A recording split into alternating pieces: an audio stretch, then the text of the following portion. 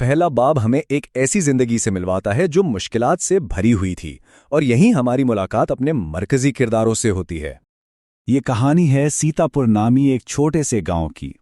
वहीं एक गरीब बेवा शारदा अपनी बेटी रानी के साथ रहती थी। वो सिर्फ माँ बेटी नहीं थीं, बल्कि एक दूसरे की हिम्मत, एक दूसरे का सहारा थी। उनकी दुनिया बहुत छोटी थी, लेकिन उनका आपस का रिश्ता गुर्बत की हर मुश्किल से कहीं ज्यादा मजबूत था। उनकी जिंदगी बहुत सादा और मेहनत भरी थी। शारदा सारा दिन मजदूरी करती और रानी स्कूल से वापस आकर अपनी माँ का हाथ बटाती थी।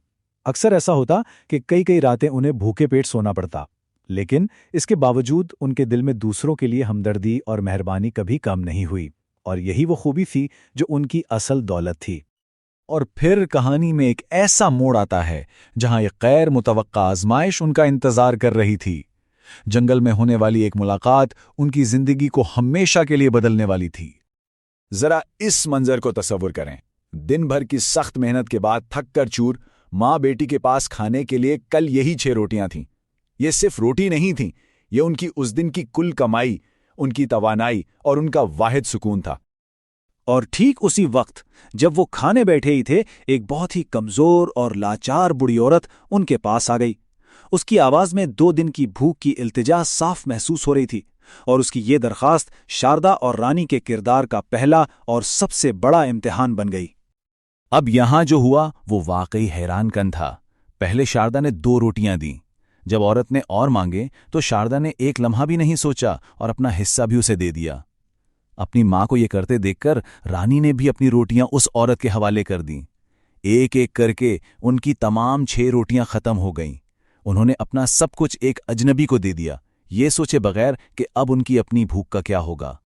लेकिन नेकी का ये इनाम उन्हें फौरन नहीं मिला, बल्कि यहां से कहानी एक बहुत खतरनाक मोड़ लेती है, जहां उनके किरदार को एक खौफनाक वादे से आजमाया जाता है।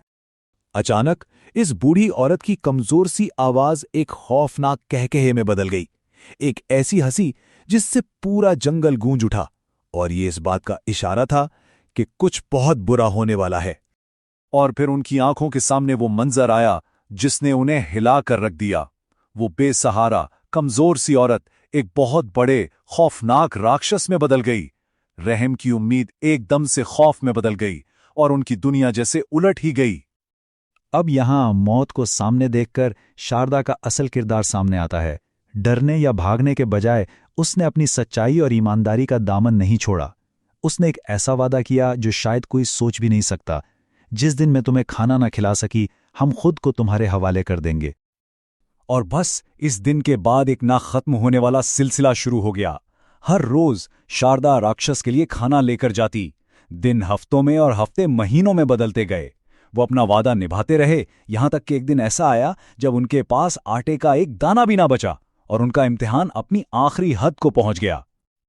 अब हम कहानी के उरूज पर हैं, जहां सब कुछ दांव पर लगा हुआ है। सब कुछ खत्म हो चुका था, और अब वक्त था शारदा की ईमानदारी के आखिरी इम्तिहान और उसकी तकदीर के फैसले का।